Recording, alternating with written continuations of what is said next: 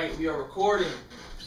What's up, guys? This is Jacob from Sensify.com, and I wanted to share with you some interesting information that I'm reading in this book, 4 Hour Work Week. It's by Tim Ferriss, and the book is Off the Hook. So, Tim tells a cool story how he is invited to give a speech at Princeton, and he goes and he tells the kids, or he tells the graduating class, he says, you guys, really the exercise is to push their limits. So he wants to get them out of the comfort zone. So what he says is that he's like, I want you to see if you could try to contact a group of impossible people to reach, right? So whoever they are, like J-Lo or Bill Clinton or Mick Jagger, whoever it is, right?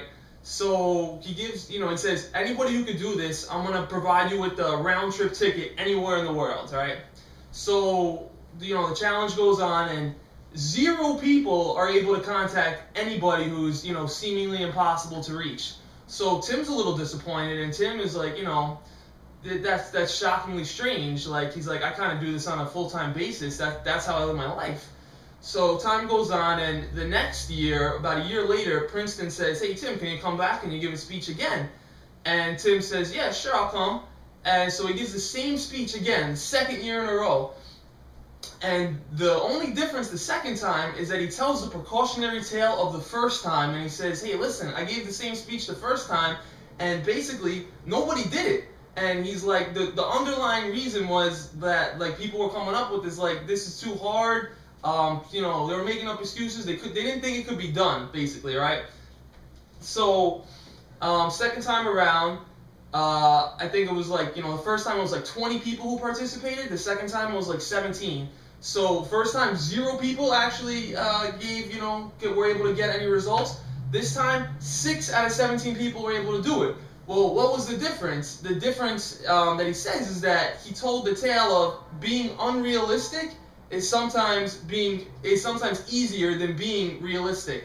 And what he goes in to say is that basically the whole world, right, 99% of people think that they're unable to do something great with their lives. They just think that, they're unable to achieve something extraordinary. So Tim says that's hard to believe for 2 reasons. Number one is that if 99% of people don't think they can achieve the extraordinary, that means that these 99% of people are all shooting for mediocrity, right? Mediocrity. And that makes doing something mediocre, but excelling in the mediocre category, that makes that extremely hard because everybody's trying to do that. So he says that leaves the 1% of people who want to actually really do something phenomenally extraordinary.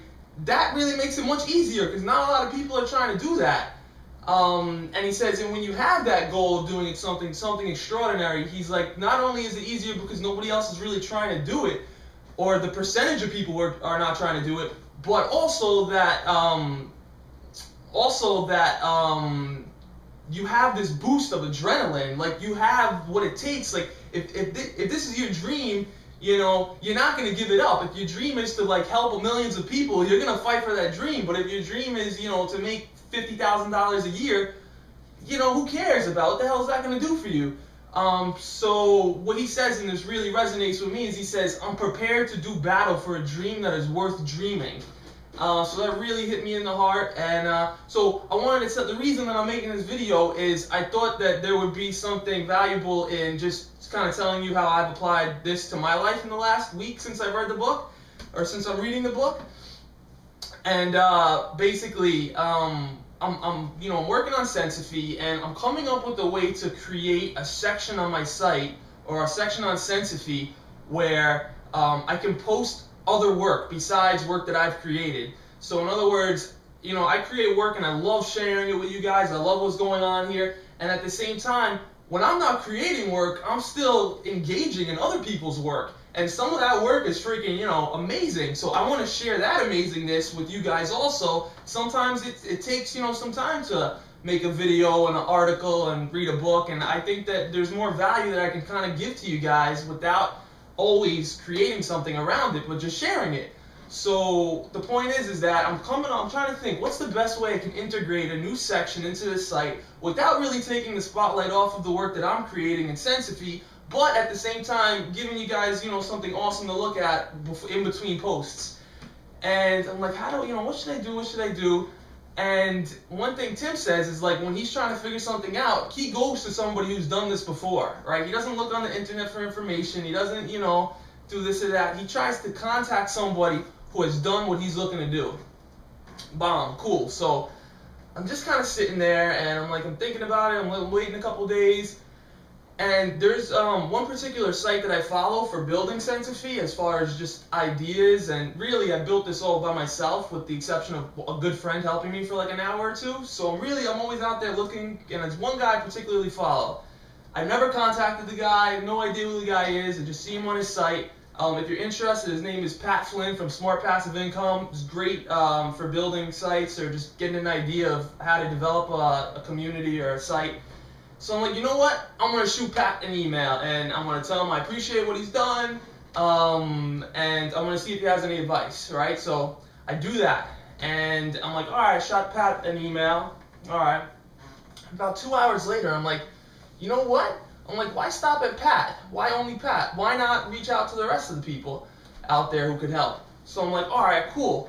What I do is I go through my bookmarks in my internet browser. I go through my bookmarks and I check every single site that I bookmarked in the last, 3 months since I've been creating Sensify.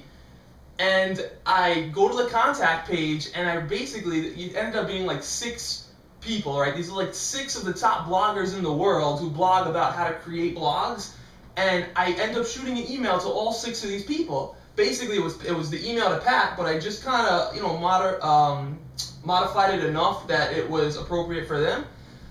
And I got 3 different responses from 6 of the top bloggers in the world. Now, I didn't know any of these people, but it was just like going that one step past the realisticness of like, how am I going to do this? I don't know any of the top bloggers in the world, and just like putting myself out there. And I got some amazing feedback, So that's it pretty much, and I'm really enjoying this book. I'm not all the way through it yet. I really hope that he doesn't kill himself at the end or something, and this whole video is a big waste. But I really trust that's not what happens here, and I'm psyched up. So we'll talk soon. Thanks for watching. 4-hour work week, dope. Did it by the map in tribute to Tim, and that is it. Peace, my Sensifizers.